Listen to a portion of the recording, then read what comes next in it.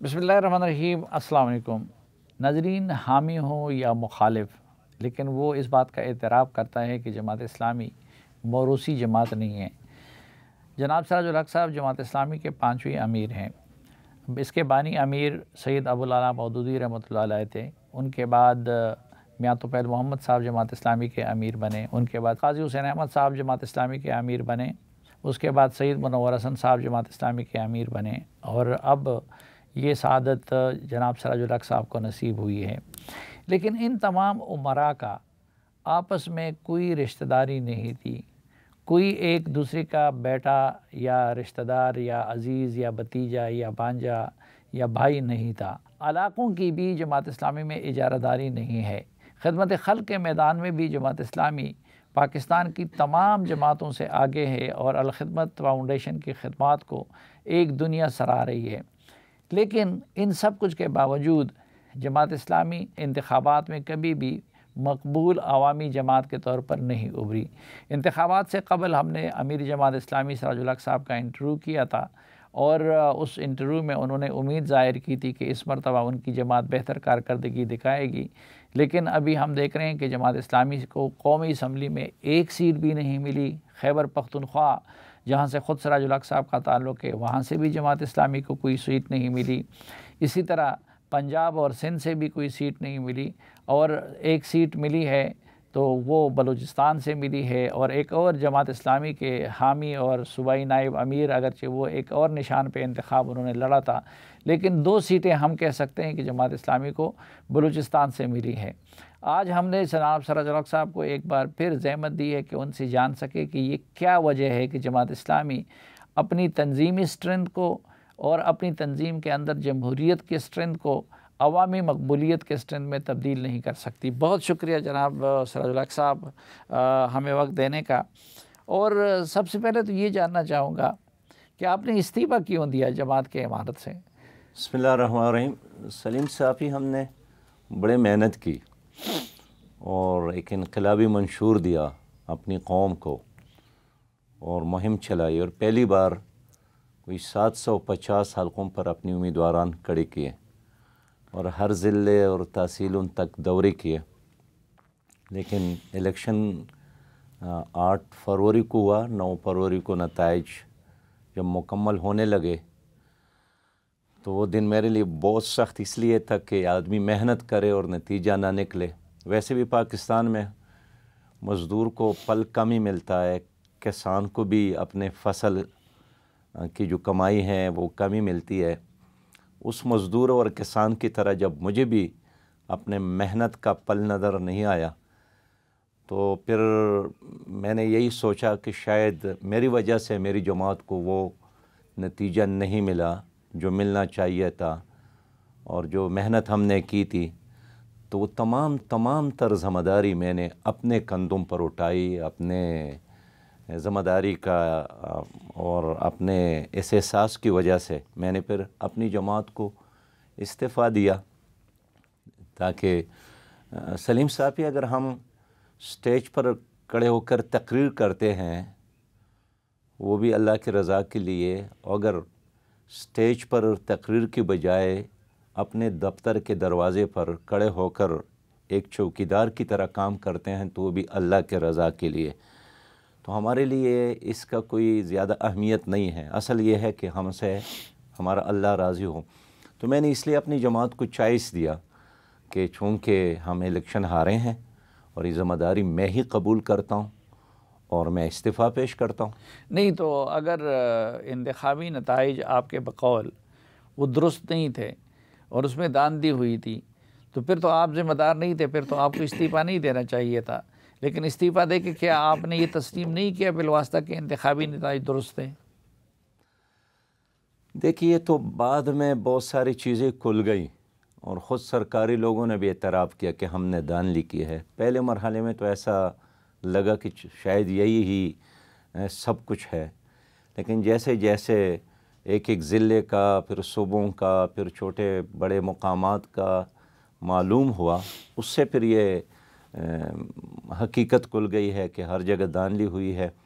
लेकिन बहरहाल میں نے ایک سیاسی ورکر کے طور پر اپنی ذمہ داری کو محسوس کیا اور اپنی جماعت کو چوائس دیا کہ وہ کسی اور کو اپنے لیے امیر مقرر کر لے۔ میں جو کچھ کر سکتا تھا میں نے کرنے کی کوشش کی، لیکن اس کا نتیجہ نہیں نکلا۔ اس داندلی کے کچھ ثبوت ہیں آپ کے پاس؟ کیونکہ آپ دینی جماعت کے سربراہ ہیں اور دین کا حکم ہے کہ یا ایھا الذین آمنوا ان جاءکم فاسق بنبأ فتبینوا، تو پہلے تحقیق کرو۔ تو کوئی ثبوت ہے داندلی کا؟ ایک تو سنی سنائی باتیں ہیں نا جی، وہ تو ہم نہیں کریں گے، لیکن ایک یہ ہے کہ ہم خود متاثرہ فریق ہے۔ آج بھی ہمارا وکیل اور ہم الیکشن کمیشن کے عدالت میں ہیں کہ ہمارے ساتھ ان حلقوں میں زیادتی کی گئی ہے۔ اس لیے میں سنی سنائی باتوں کی بات نہیں کرتا ہوں خود، یعنی جہاں ہم بیٹھے ہیں یہ میاں اسلم صاحب کا حلقہ ہے۔ میاں اسلم صاحب نے یہاں اپنی زندگی لگائی ہے، اور جو فارم دیا گیا اس میں ان کے لیے 1900 ووٹ لے کے گئے، اور جب شور مچایا گیا تو پھر کچھ اضافہ بھی ہوا، پھر شور مچایا گیا تو پھر اور اضافہ ہوا۔ تو ہمارا تو ایک کیس یہی ہے کہ جن حلقوں میں ہمیں لوگوں نے ووٹ دیا ہے، ہم سے وہ نہ چھین لی جائے، وہ ہمیں دیا جائے۔ جس طرح ہمارے کراچی کے تقریباً 6 ایسے حلقے ہیں جہاں جماعت اسلامی نمبر 1 ہے، لیکن دوسری تیسرے بھی نہیں، چوتھے نمبر پر MQM کو اٹھا کر ان کے اعلانات کیے گئے۔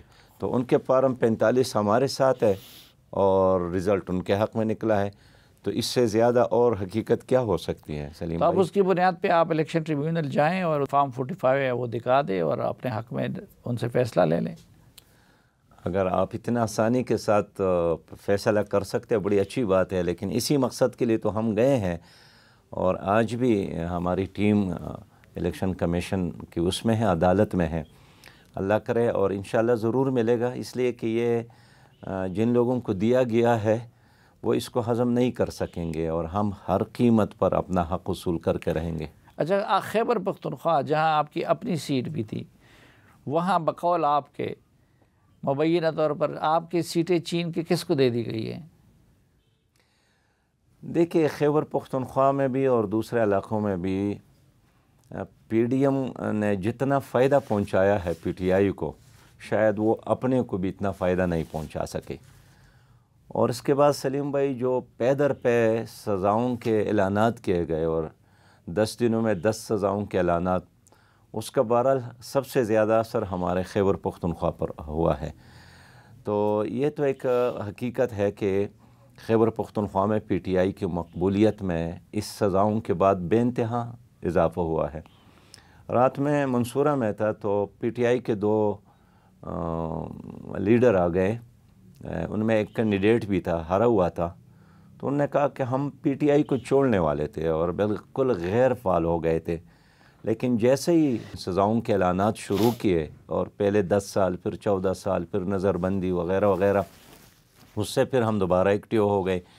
تو خیبر پختونخوا میں بھی ان کی مظلومیت کی وجہ سے ایک لہر تو تھی، لیکن اس کے ساتھ یہ بھی دیکھنے میں آیا، خود میرے حلقے میں یعنی الیکشن سے ایک رات قبل بہت سارے پریزائڈنگ افسر تبدیل کیے گئے اور عملے میں تبدیلی آئی ہے، لیکن اس سب کچھ کے باوجود سچی بات یہ ہے کہ خیبر پختونخوا میں ایک مظلومیت کی وجہ سے PTI کو لوگوں نے ووٹ دیا ہے۔ تو اس کا مطلب یہ کہ خیبر پختونخوا میں جینون رزلٹ آئے ہیں، جینون الیکشن ہوا ہے اور جینونلی PTI جیتی ہے؟ میں یہ عرض کروں کہ اس طرح تحفظات لوگوں کے ہیں، اعتراضات بھی لوگوں کے ہیں، مینجمنٹ پر، انتظامیہ پر، الیکشن کمیشن کے عملے پر، اس لیے کہ وہاں 10 سال انہوں نے حکومت کی ہے، اور اس 10 سالوں میں جو انتظامیہ ہے وہ بہرحال زیر اثر تو رہتا ہے۔ لیکن ہم نے تو پریس کانفرنس میں جس آدمی نے مجھ سے الیکشن جیتا اس کو مبارکباد دی، اور میں اپنے حلقے کے عوام کا شکریہ ادا کرتا ہوں کہ 2018 کے بنسبت پر انہوں نے بہت زیادہ ووٹ مجھے دیے ہے، خاصا اضافہ ہوا ہے، لیکن اس کے باوجود بھی PTI کے ایک لہر اور ان کے مظلومیت کی وجہ سے لوگوں نے ان کو ووٹ دیا۔ آپ نے سزاؤں کا ذکر کیا کہ اس کی وجہ سے وہ مظلوم مر گئے اور ان کو ووٹ ملا، تو ظاہری بات ہے کہ زیر عطاب جماعت اگر تھی اس الیکشن میں تو ٹاپ پہ وہ پی ٹی آئی کی تھی. تو اگر خیبر پختونخوا میں ان کو جینونلی ووٹ پڑا ہے اور ان کو آزادی کے ساتھ جیتنے دیا گیا تو پھر باقی پاکستان میں ہم کیسے یقین کر لیں کہ دھاندلی ہوئی ہوگی؟ دیکھیے، جو پاکستان کے الیکشنز کی تاریخ ہے وہ اتنا سادہ نہیں ہے کہ وہ الیکشن ہی کے دن کے مطابق فیصلے ہوتے ہیں. اب اگر میں یہ کہوں کہ اس الیکشن سے جو نتیجہ میں نے اخذ کیا ہے اس میں کوئی چیز مجھے ایسی نظر نہیں آئی ہے کہ پہلے سے کوئی طے شدہ نہیں تھے. اب پہلے بھی 2018 کے الیکشن میں بھی آپ نے دیکھا کہ ایک صوبہ ایک کے حوالے کیا گیا، دوسرا صوبہ دوسرے کے حوالے کیا گیا. یہی لہر ہے. یہ ٹھیک ہے خیبر پختونخوا میں ہے لیکن یہ سندھ میں آپ کو نظر نہیں آئے گا، یہ بلوچستان میں آپ کو نظر نہیں آئے گا، یہ اسی طرح پنجاب کے کچھ علاقوں میں آپ کو نظر نہیں آئے گا. تو ایک تقسیم شدہ مینڈیٹ ہمیشہ اس ملک میں ان طاقتوں کو سوٹ کرتا ہے جو اصل فیصلے کرنے والے ہیں، جو اپنے آپ کو سب سے زیادہ ذمہ دار سمجھتے ہیں. لیکن میرے خیال میں یہ پاکستان کے لیے بہتر نہیں ہے کہ ایک علاقائی سوچ، ایک صوبوں کے ایک سوچ جو اب پیپل پارٹی بھی ایک ریجنل پارٹی بن گئی، مسلم لیگ بھی ایک ریجنل پارٹی بن گئی، خود پی ٹی آئی بھی ایک ریجنل پارٹی. تو اس سے پاکستان کو نقصان ہوگا. اس لیے میں سمجھتا ہوں کہ یہ الیکشن ٹھیک ہے، خیبر پختونخوا کے بارے میں نے جو کہا اس پر میں قائم ہوں، لیکن بحثیت مجموعی یہ ایک انتہائی داغدار، آلودہ ترین اور ایک مذاق الیکشن، میں صرف نہیں کہتا ہوں، ساری دنیا کہتے. اب دیکھیں آپ کے فاپن نے اس کا اعتراف کیا ہے، یورپی یونین نے اس کو واچ کیا ہے، وہ بھی اس کا اعتراف کر رہے ہیں، دی ٹائم نے اعتراف کیا ہے. جن لوگوں کو، جن اداروں کو باہر سے بلایا گیا، بڑے ہوٹلوں میں ٹھہرایا گیا، انہوں نے سب کچھ بہت گہرائی کے ساتھ واچ کیا ہے. اس سب کا یہی اعتراف ہے کہ جتنی بھی الیکشن ہو گئے ہیں گزشتہ 11 الیکشنوں کے بنسبت یہ 12واں الیکشن سب سے زیادہ ایک خراب ترین الیکشن تھا. ویسے ہمارے 2018 اور اس کا جب آپ موازنہ کرتے ہیں تو کون سے والا زیادہ خراب تھا؟ میرا خیال ہے یہ الیکشن زیادہ خراب ترین الیکشن تھا. اس میں تو پورے ایجنٹوں کو بھی باہر نکالا گیا تھا اور ان کی عدم موجودگی میں گنتی کی گئی تھی. تو جو عدم موجودگی میں گنتی کی جائے پورے ایجنٹوں کے تو اس کی تو کوئی کریڈیبلٹی نہیں ہے. اس میں تو پورے ایجنٹوں کو نہیں نکالا گیا. یہ ہوا تھا سلیم بھائی کہ یعنی کئی ایسے علاقے ہیں جہاں پولنگ کے بعد ان کے باکسز کو اٹھا کر چھاونیوں میں لے گئے اور وہاں ان کی گنتی ہو گئی. اس طرح واقعات ہو گئے ہیں. لیکن شاید اس زمانے میں یہ تھا کہ خود آپ کو یاد ہوگا عمران خان کا مطالبہ تھا کہ 4 حلقے کھولے جائیں اور 4 حلقے کھولنے کے لیے اس نے 120 دن دھرنا دیا. لیکن وہ جو پہلے والی کی بات ہے جی، جس میں نواز شریف صاحب وزیر اعظم بنے تھے، اس کے بعد 2018 کا الیکشن ہوا، اس میں پھر پی ٹی آئی والے جیت گئے. پھر وہ اس موقع پہ نہیں تھے، انہوں نے کہا جو کچھ بھی ہوا ٹھیک ہوا، اس لیے کہ اس میں بھی اس سے بڑھ کر یہ جو الیکشن کا انتظام کرنے والے تھے انہوں نے کر کے دکھایا. لیکن اس سے بھی بڑھ کر یہ ایک درجہ آگے بڑھے ہیں اس الیکشن میں اور بڑے پیمانے پر.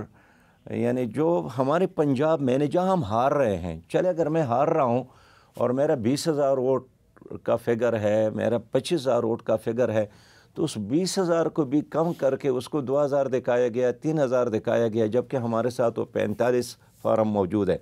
تو میرا ڈیمانڈ تو یہی ہے کہ اگر الیکشن کمیشن اتنا اہتمام کر لے کہ جس امیدوار کے ساتھ فارم 45 موجود ہے وہ اپنا فارم 45 لائیں، اگر ان کی ووٹوں کی تعداد زیادہ ہے ان کے حق میں اعلان کر لے، یہ اصول اپنا لے تو میں سمجھتا ہوں کہ لوگوں کی گلے شکوے ختم ہو جائیں گے. اچھا، گلے شکوے سب کے ہیں لیکن ری الیکشن کا مطالبہ کوئی نہیں کر رہا، تو جماعت کا کیا موقف ہے کہ ری الیکشن کروایا جائے یا کہ نہیں، ان غلطیوں کو درست کیا جائے؟ دیکھیں، اگر سارا دیگ ہی گندا ہے تو پھر تو ری الیکشن کرانے میں کوئی مذائقہ نہیں ہے. لیکن ری الیکشن سے پہلے یہ ضروری ہے کہ جن لوگوں کے ذمے یہ الیکشن تھا، جنہوں نے حلف اٹھایا ان کے مطابق کہ میں ایک شفاف الیکشن اپنے قوم کو دوں گا، جنہوں نے 50 ارب روپیہ قوم کے لگائیں اس الیکشن پر، تو یہ تو مذاق تو نہیں ہے نا کہ آپ 50 ارب روپیہ کا مذاق اڑائے، اس کو فضول خرچ کر لے، پھر قوم کے ساتھ مذاق کر لے۔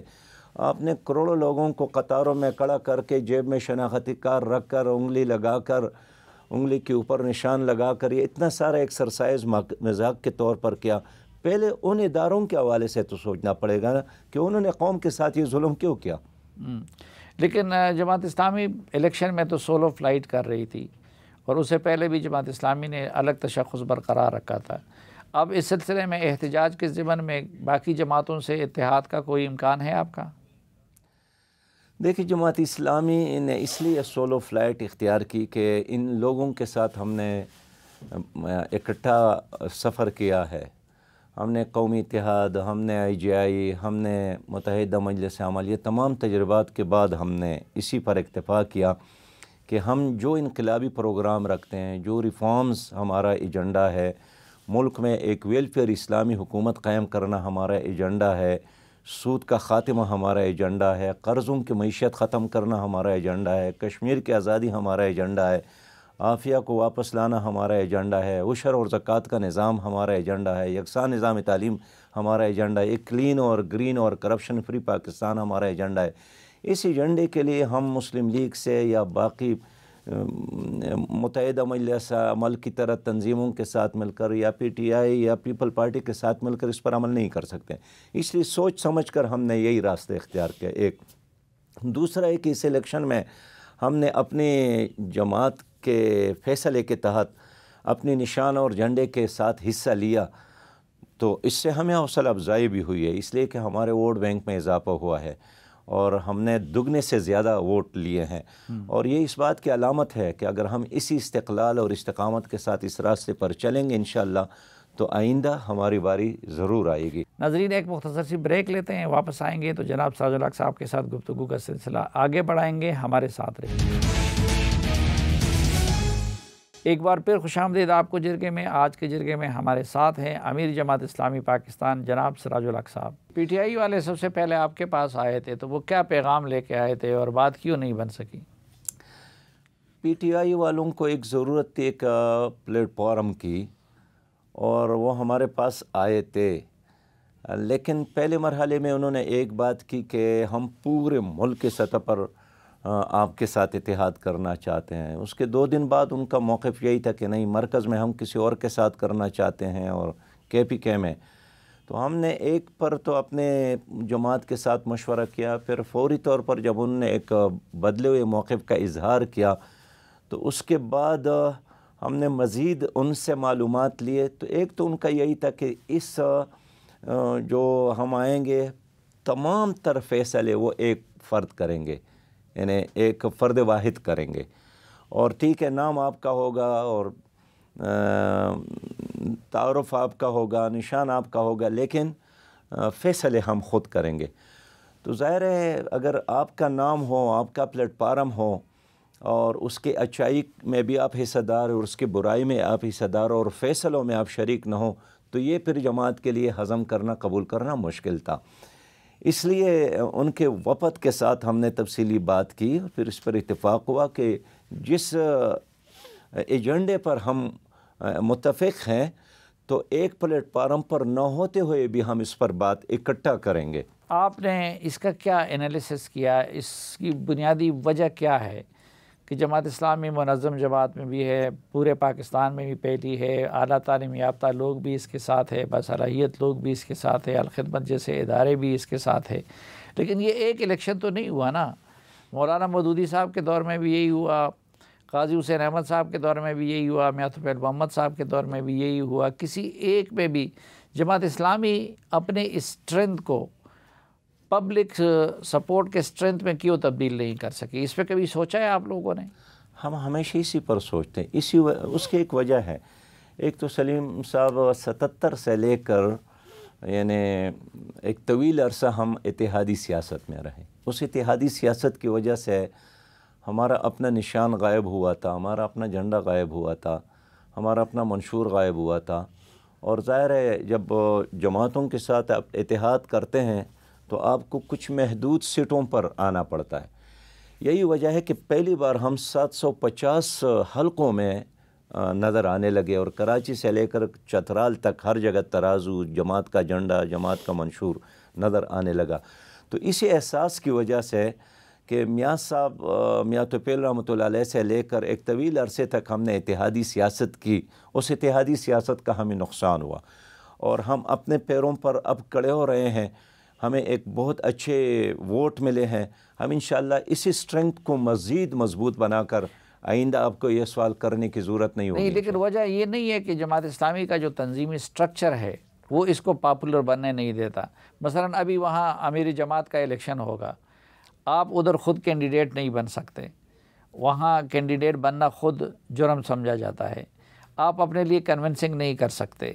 تو جماعت اسلامی کے ورکر کی تربیت اور جماعت اسلامی کے لیڈر کی تربیت اس طرح ہوئی ہوتی ہے کہ وہ اپنے لیے کنونسنگ نہیں کر سکتا جماعت کے اندر، لیکن جماعت سے باہر آ کے پھر انہیں عوام سے ووٹ بھی مانگنے پڑتے ہیں۔ تو یہ دونوں چیزیں ایک دوسرے کنٹراڈکٹری نہیں ہیں۔ نہیں سلیم صاحب، یعنی جماعت اسلامی کا ہولی سولی پروگرام صرف الیکشن تو نہیں ہے۔ جماعت اسلامی تو ایک دینی اور نظریاتی جماعت ہے۔ ہم تو اصلاح بھی کرتے ہیں لوگوں کے معاملات کا، ہم خدمت بھی کرتے ہیں، ہم تربیت بھی کرتے ہیں۔ جماعت اسلامی کا ایک بین الاقوامی ایجنڈا بھی ہے، اس لیے باقی پارٹیوں کا صرف نکاتی ایجنڈا ہے وہ الیکشن میں کامیابی۔ ہمارا ایک دینی جماعت، یعنی اگر آپ اس کو ایک پیغمبری مشن کہے تو ایک پیغمبری مشن کا کام صرف یہ نہیں تھا کہ الیکشن میں کامیابی ہو، اس میں بہت بڑا کام ہے۔ جتنا دین ایک پھیلا ہوا کام ہے، لیکن پھر اتنا اس ہی مشن جماعت سے اسلامی جڑے کا۔ رہے نا، پھر الیکشن نہ لڑیں۔ نہیں، یہ دیکھیے، الیکشن ہم اس لیے اس میں حصہ لیتے ہیں کہ ایک تو ہم عوام تک اپنا پیغام پہنچاتے ہیں، دوسری اسمبلیوں میں ہمارے لوگ پہنچ جاتے ہیں، پھر وہاں اپنی کارکردگی اور اپنا موقف پیش کرتے ہیں۔ لیکن آپ کی اس سوال سے میں ٹوٹل اختلاف اس لیے رکھتا ہوں کہ اس تنظیم کے ساتھ ہی بھی ہم نے کامیابی بارہا حاصل کی ہے۔ یعنی ہم نے کراچی میں کئی بار کامیابی حاصل کی، ہمارے لوگ منتخب ہوتے ہیں، ہمارے 2-3 میئر بنے ہیں، وہاں سے قومی صوبائی اسمبلی ہمارے وزراء بنے ہیں، دیر سے، بنیر سے، سوات سے، چترال سے، باجوڑ سے ہمارے لوگ منتخب ہو گئے، ہم حکومتوں میں آئے ہیں اس تنظیم کے ساتھ۔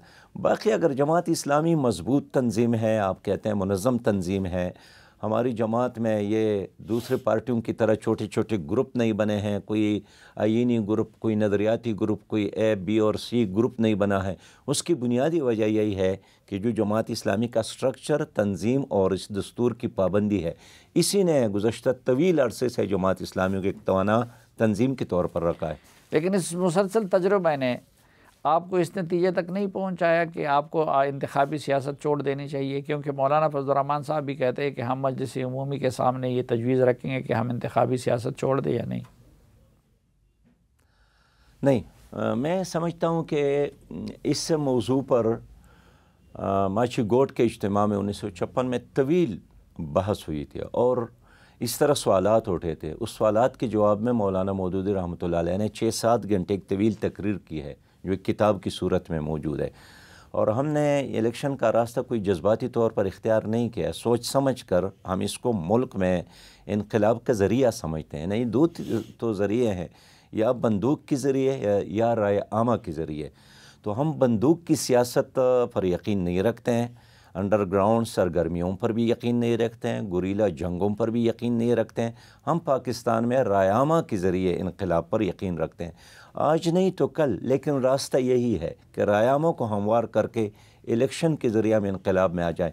مولانا فضل الرحمان صاحب نے، آپ کو یاد ہوگا، پہلی بار بھی ایک اس طرح اعلان کیا تھا اور بس چھوڑنے کا، لیکن پھر انہوں نے اپنے رجوع کیا، ابھی بھی انہوں نے کہا ہے، لیکن میرا خیال نہیں ہے کہ وہ بھی اس کو کبھی چھوڑیں گے، اس لیے کہ اس ملک میں یا تو آپ نے یعنی حکومت میں آنے کا ویژن ہی چھوڑنا ہے کہ بس حکومت کرنا ہمارا کام نہیں ہے، بس ہم پڑھائیں گے لوگوں کو، یا دعوت اور تبلیغ کی طرح دعوت کا کام کریں گے، وہ بھی اچھا کام ہے، لیکن اگر آپ سمجھتے ہیں کہ اسلامی نظام اختیارات اور حکومت کے بغیر نہیں آ سکتا ہے، اس کے لیے 50 سال لگے، 100 سال لگے، لیکن بہرحال راستہ یہی ہے کہ لوگوں کو تیار کر کے انقلاب لائیں۔ بظاہر ایسا لگتا ہے بعض اوقات کہ سسٹم کے مسائل اور جماعت اسلامی کے مسائل الگ الگ ہیں۔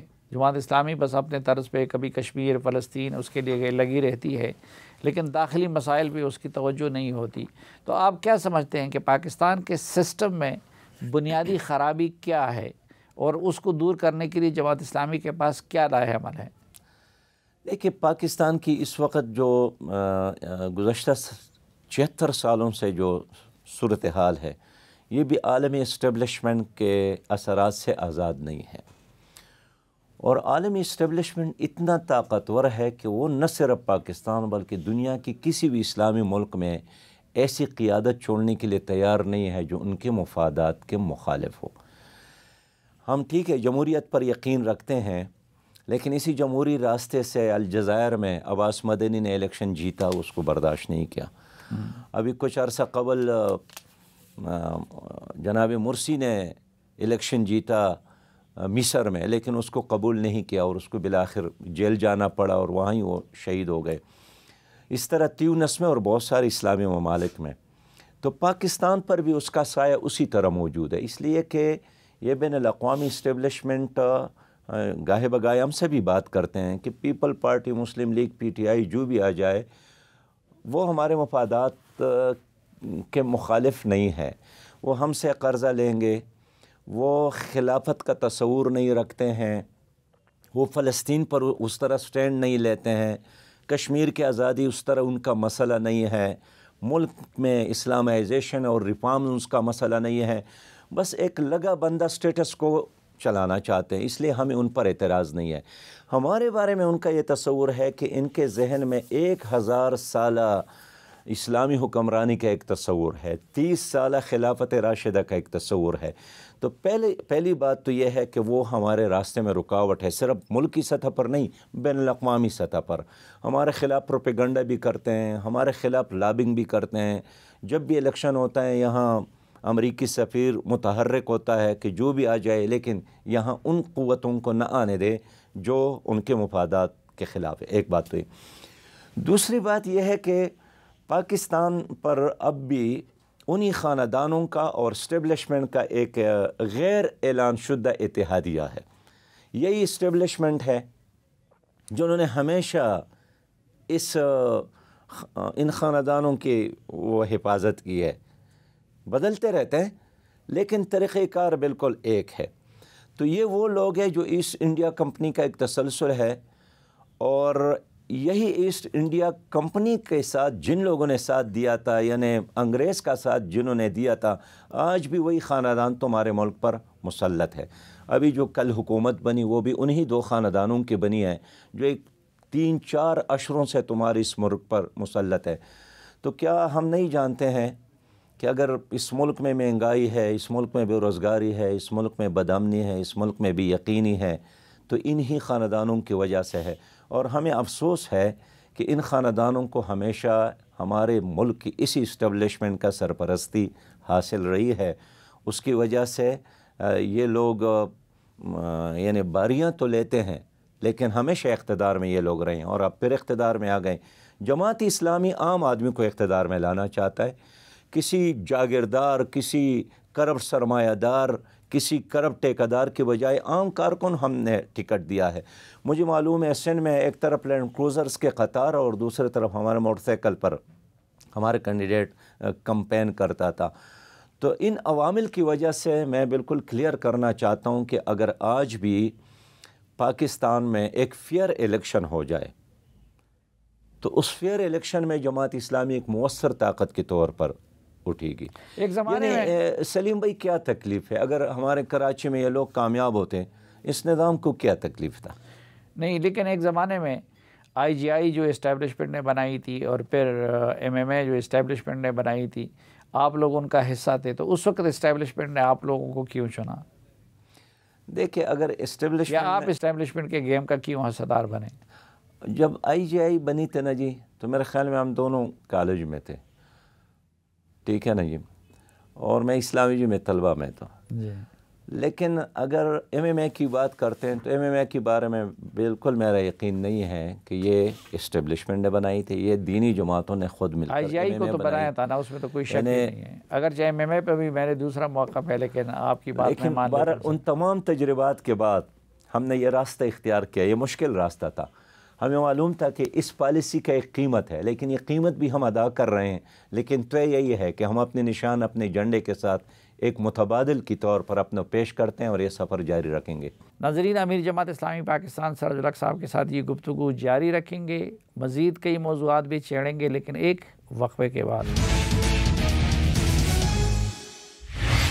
ایک بار پھر خوش آمدید آپ کو جرگے میں۔ آج کے جرگے میں ہمارے ساتھ ہیں جناب سراج الحق صاحب۔ سراج الحق صاحب جی، جو بین الاقوامی ایشوز سے آپ لوگ زیادہ تر، اب اگر پاکستان میں احتجاجوں کا آپ کی فہرست نکالی جائے تو اس میں زیادہ تر یہ کہ انٹرنیشنل ایشوز پہ آپ کے زیادہ ہے، لیکن پاکستان کے مقامی ایشوز پہ آپ کا احتجاج کم ہے، تو اس کی یہ وجہ نہیں ہے کہ آپ لوگ پاپولر سیاسی جماعت نہیں بن سکیں؟ میں سمجھتا ہوں، دیکھیے، اگر میں کشمیر کی بات کروں، سب سے زیادہ جماعت اسلامی سٹینڈ لیتی ہے۔ 5 فروری کا غازی قاضی حسین احمد صاحب نے کیا تھا، تو آپ اس کو بین الاقوامی ایشو کہتے ہیں یا پاکستان کا ایشو کہتے ہیں؟ ظاہر ہے یہ ہمارا ایشو ہے، پاکستان کا مسئلہ ہے، اور کشمیر کے بغیر ہم سمجھتے ہیں کہ پاکستان نامکمل ہے۔ ہم کشمیر پہ بات نہیں کریں گے تو پھر ہم دوسری دنیا سے کیا چاہتے ہیں کہ وہ اس پر بات کرے؟ ایک بات کرنا ہے، ایک احتجاج کرنا ہے، اور ان احتجاجوں کا ابھی تک کشمیریوں کو کیا فائدہ؟ میں عرض کروں، انہی احتجاجوں کی وجہ سے یہ ایشو زندہ ہے۔ ہندوستان تو یہی چاہتا ہے نا کہ کشمیر پر پاکستان کے لوگ احتجاج نہ کرے، جلسہ نہ کرے، قرارداد پاس نہ کرے، ایکٹیویٹی نہ کرے۔ اس طرح اگر آپ فلسطین کی بات کرتے ہیں، جس پر جماعت اسلامی بہت زیادہ فعال رہی ہے اور ملین مارچ کیے، تو ہمارا اسلامی ایشو ہے، تو ہم کیسے فلسطین کو چھوڑے، غزہ کو چھوڑے؟ کہ جب واشنگٹن اور لندن اور فرانس اور برلن میں لوگوں نے اس کے لیے مظاہرے شروع کیے ہیں، اور ہم یہ کہیں کہ یہ تو کسی اور کا ایشو ہے، ہم اس کو ایمان کا ایک حصہ سمجھتے ہیں۔ ہمارا ایشو ہے عافیہ صدیقی، آپ اس کو بین الاقوامی ایشو سمجھتے ہیں تو سمجھیں، لیکن میں تو سمجھتا ہوں کہ ہماری غیرت کا مسئلہ ہے، پاکستانیت کا مسئلہ ہے، امتی ہونے کے ناطے، پاکستانی ہونے کے ناطے عافیہ کا ایشو ہمارے بالکل ایک ایسا ایشو ہے جس کے لیے ہمیشہ جماعت اسلامی نے احتجاج کیا ہے۔ تو میں سمجھتا ہوں یہ 3 ایشوز ایسے ہیں جو بین الاقوامی بھی ہے، لیکن اس سے بھی زیادہ یہ ہمارے اسلامی اور پاکستانی ایشو ہے۔ لیکن سلیم بھائی، میں عرض کروں، آپ نے کہا نا کہ آپ انٹرنل ایشوز پر سب سے زیادہ مہنگائی کے خلاف لانگ مارچز ہم نے کیے ہیں۔ آپ کو یاد ہوگا پورے ملک میں شٹر ڈاؤن مہنگائی کے خلاف جماعت اسلامی نے کی ہے۔ اس ملک میں دیکھیے، اگر رانی پور پر ایک فاطمہ بچی پر ظلم ہوا تو میں ہی گیا تھا، اس کو ہم نے اپنا ایشو بنایا۔ قصور میں اگر ایک بچی پر ظلم ہوا تو ہم ہی گئے۔ اس ملک میں حتیٰ کہ اگر بلوچستان میں ہمارا 11 مزدور غریبوں کو رات کے وقت قتل کیا گیا، ذبح کیے گئے، تو ہم نے اس پر احتجاج کیا۔ اس ملک میں جتنے بھی عام آدمی پر ظلم ہوا ہے، جماعت اسلامی کے علاوہ اور کس نے اس ایشو کو اٹھایا ہے؟ لیکن لوگ اس لیے یہ الزام لگاتے ہیں کہ آپ اس کو اپنی اندرونی سیاست کے لیے استعمال کرتے ہیں۔ اب الیکشن کے دنوں میں پھر فلسطین کسی کو یاد نہیں رہا اور کسی نے اس پہ احتجاج نہیں کیا، حالانکہ فلسطین میں تو اسرائیلی مظالم اسی طرح جاری ہے۔ سلیم بھائی، ایک دن کے لیے بھی ہم نے فلسطین کو نہیں چھوڑا۔ ادھر ہم نے اسلام آباد میں ایک کیمپ لگایا ہے اور اب بھی اسی طرح چل رہا ہے تاکہ لوگوں کو یہ یاد رہو۔ یہ ٹھیک ہے، الیکشن کے جو 30-40 دن تھے جو ہم مہم میں مصروف ہو گئے، لیکن ہمارے ہر جلسے میں، ہر تقریر میں کشمیر ایک ایشو رہا، اور جیسے ہی الیکشن ختم ہوا ہم پھر اسی ایشو پہ کام کریں گے۔ ہم نے کشمیر کو بھی اکیلے نہیں چھوڑنا ہے، ہم نے فلسطین کو بھی اکیلے نہیں چھوڑنا ہے، اور غزہ میں اس وقت جو کچھ ہو رہا ہے، میں سمجھتا ہوں کہ یہ انسان اگر کوئی ضمیر رکھتا ہو نا، وہ اس پہ خاموش نہیں رہ سکتا۔ میں آج بھی آپ کے پروگرام کے ذریعے پاکستان کی حکومت سے یہی کہنا چاہتا ہوں، نئی حکومت، پرانی حکومت، پاکستان کے تمام اداروں سے، کہ پاکستان ایک اسلامی ملک ہے، فلسطینیوں کو اس ملک سے بہت زیادہ توقعات ہے، اور یہ شرم کی بات ہے کہ 29,000 سے زیادہ ہمارے فلسطینی بھائی شہید ہو گئے، اور ملیامیٹ ہو رہا ہے، ایک بستی ختم ہو رہی ہے، نسل کشی ہو رہی ہے، اور پاکستان نے اس پر خاموشی اختیار کیا ہے کہ کسی اور کا ایشو ہے۔ آج ان کی باری ہے، اسی طرح باری کل ہماری بھی آ سکتی ہے۔ پاکستان مختلف عالمی فورمز پہ آواز اٹھانے کے سوا اور کیا کر سکتا ہے، اور وہ تو اٹھاتا رہا ہے نا۔ آواز اٹھانے سے مسئلہ نہیں بنے گا، عملی تعاون کرنا چاہیے۔ عالمی اسلام کے ممالک کو، اگر وہاں امریکہ اور فرانس اور جرمنی عملی تعاون کر رہا ہے تو ہماری اسلامی ممالک کو بھی وہاں فوج بھیجنے چاہیے، ان کے لیے بین الاقوامی فنڈ قائم کرنا ہم تو چاہیے۔ اپنے لیے ٹکے ٹکے کے محتاج ہیں، اس وقت اپنی بقا کی جنگ لڑ رہے ہیں معاشی لحاظ سے، لیکن وہ جو ارد گرد عرب ممالک ہیں تو ان کا کیا کیا جائے؟ دیکھیے عربوں کو ساتھ دینا چاہیے، لیکن مسجد اقصیٰ تو اللہ کا گھر ہے، اگر آپ نے اللہ کے گھر کو بچانے میں ان کا ساتھ دیا، اللہ ہمارے لیکن کسی لیے عرب ملک سے ہو کے وہاں تک آپ پہنچیں گے نا۔ میں یہ نہیں کہنا چاہتا ہوں کہ ہم پہلے مرحلے میں بس جنگ کا اعلان کر لیں۔ جنگ کرنے سے پہلے بہت سارے اقدامات ہیں جو فلسطینی ہم سے چاہتے ہیں کہ آپ پہلے وہ اقدامات کریں، شاید جنگ کی ضرورت ہی نہ پڑے، لیکن میں سمجھتا ہوں کہ حکومت پاکستان کو یہ مسئلہ بہت سنجیدہ لینا چاہیے، یہ بہت اہم مسئلہ ہے اس وقت۔ آپ نہیں سمجھتے کہ فلسطین میں جو کچھ ہو رہا ہے اور یمن میں جو کچھ ہو رہا ہے یہ ایران اور سعودی عرب کی آپس کی لڑائیوں کا نتیجہ ہے اور ان کو اپنی اصلاح کرنی چاہیے؟ ایران اور سعودی عرب کو اپنی لڑائیاں ختم کرنی چاہیے اور مل کر اسرائیل کے مقابلے میں فلسطینیوں کا ساتھ دینا چاہیے، لیکن فلسطینیوں کا مسئلہ اب سے نہیں ہے، یہ 76 سالوں سے 1948 سے ہے۔ اور ویسے فلسطین تو جب حضرت عمر رضی اللہ تعالیٰ عنہ نے لیا تھا تو عیسائیوں سے لیا تھا، صلاح الدین ایوبی نے آزاد کیا تھا تو عیسائیوں سے آزاد کیا تھا، یہ یہودی تو 1948 میں آ گئے۔ اس لیے سعودی عرب ہو، ایران ہو، ترکی ہو، پاکستان ہو، انڈونیشیا ہو، ملیشیا ہو، ان تمام بڑے اسلامی ممالک کو مل کر عملی اقدامات کرنا چاہیے۔ جماعت اسلامی سیاسی جماعت ہے یا دعوتی جماعت ہے؟ آپ کا سوال بہت عجیب ہے، انہیں سیاست اور دعوت میں فرق کیا ہے؟ میں اس لیے کہنا چاہتا ہوں کہ یہ ایک دینی جماعت ہے، یہ نہ مسلکی جماعت ہے جس کو کہتے ہیں کہ ایک مسلک اور مذہب کی بنیاد پر ہو، یہ دینی جماعت ہے اور انقلابی جماعت ہے، اور اس میں دعوت بھی ہے، اس میں خدمت بھی ہے، اس میں سیاست بھی ہے، یہ تعلیم بھی عام کرتی ہے، یہ لوگوں کی خدمت بھی کرتی ہے، ہم فہلو کام ہے ہمارا۔ اس لیے جماعت اسلامی جب کوئی بات کرتی ہے نا، اگر میں کہتا ہوں نا کہ ہم معیشت کو ٹھیک کر سکتے ہیں تو یہ صرف اعلان نہیں، اس لیے کہ میرے ساتھ ایک معاشی ٹیم موجود ہے۔ اگر میں کہتا ہوں ہم نظام تعلیم کو چلا سکتے ٹھیک کر سکتے ہیں تو ہمارے ساتھ ایک تعلیم کے حوالے سے ماہرین کا ایک بہت بڑا ٹیم موجود ہے۔ اگر میں کہتا ہوں کہ ہم زراعت کو بہتر بنا سکتے ہیں تو ہمارے ساتھ زراعت سے وابستہ ایک بہت بڑی ٹیم موجود ہے۔ یہ تو عمران خان صاحب بھی کہتے تھے کہ میرے پاس ماہرین موجود ہیں، تو ماہرین کدھر ہیں؟ یہ تو ان سے پوچھی، اس لیے کہ اللہ تعالیٰ نے اس کو 10 سال خیبر پختونخوا میں موقع دیا تھا اور 4 سال ادھر موقع دیا تھا، اب پھر ان کی حکومت قائم ہو رہی ہے خیبر پختونخوا میں۔ لیکن جماعت اسلامی کے ساتھ اگر یہ ماہرین نہ ہوتے تو ہم کیسے یہ خدمت کا کام کرتے، تعلیمی اداروں کا یہ نیٹ ورک قائم کرتے، ہاسپٹلز کا یہ نیٹ ورک قائم کرتے؟ ہمارے ساتھ یقینی طور پر کوئی 1200 کی تعداد میں ایسی PhD اسکالرز موجود ہے جو زندگی کے ہر شعبے میں اس قوم کو اس بھنور سے نکالنے کی صلاحیت رکھتا ہے۔ لیکن دعوت اور سیاست اپنی روح میں ایک دوسرے سے کنٹراڈکٹری عوامل نہیں ہیں؟ سلیم صاحب، سیاست بھی دوست طرح کی ہے۔ ایک وہ سیاست ہے جس کو آپ مغربی سیاست کہہ سکتے ہیں کہ اپنی پارٹی کو برسر اقتدار لانے کے لیے یا ایک فرد کو برسر اقتدار لانے کے لیے سیاست ہوتی ہے۔ ہماری جو سیاست ہے یہ سیاست نبوی ہے، یعنی اس کا مثال یوں سمجھے، ایک حرام سیاست ہے، ایک حلال سیاست ہے۔ وہ سیاست جس کے نتیجے میں اللہ کا دین غالب ہو اور انسانوں کے اوپر انسانوں کی حکمرانی ختم ہو، قانون اور عدل اور سول سپریمیسی جس کو آپ کہتے ہیں کہ ایک بڑی آبادی جس دین پر ایمان رکھتا ہو اسی کو نافذ کیا جائے۔ ایک وہ سیاست ہے جس میں فرد کی حکمرانی ہو یا خاندانوں کی حکمرانی ہو، جس طرح ان پارٹیوں میں ہے کہ ساری سیاست خاندان کی گرد گھومتی ہے۔ ہمارے ہاں یہ ساری سیاست نظری کی گرد گھومتی ہے۔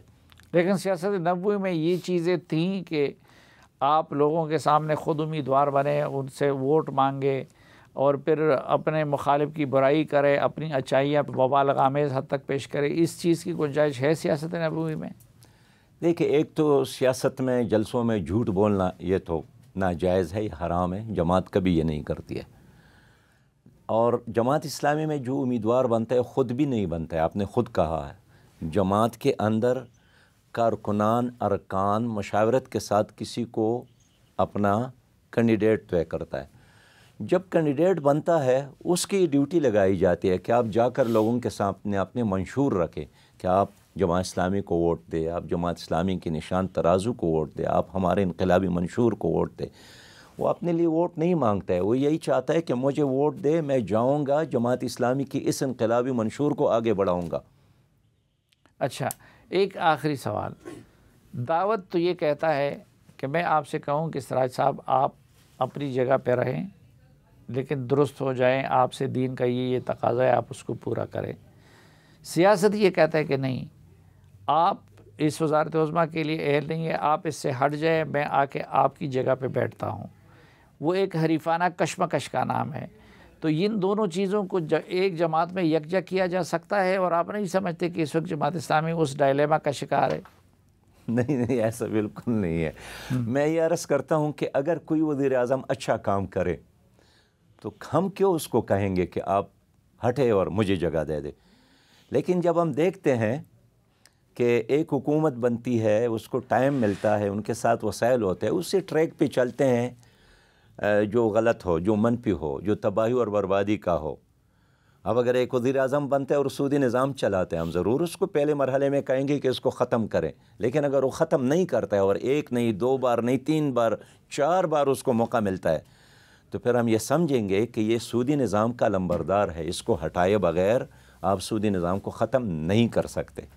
امیر جماعت اسلامی پاکستان جناب سراج الحق صاحب، ہمیں وقت دینے اور ہم سے بات کرنے کا بہت شکریہ۔ ناظرین، اس توقع کے ساتھ کہ پروگرام سے متعلق اپنی رائے سے آپ ہمیں آگاہ کرتے رہیں گے، سلیم صافی اور جرگہ کی پروڈکشن ٹیم کو اجازت دیجیے۔ اللہ حافظ۔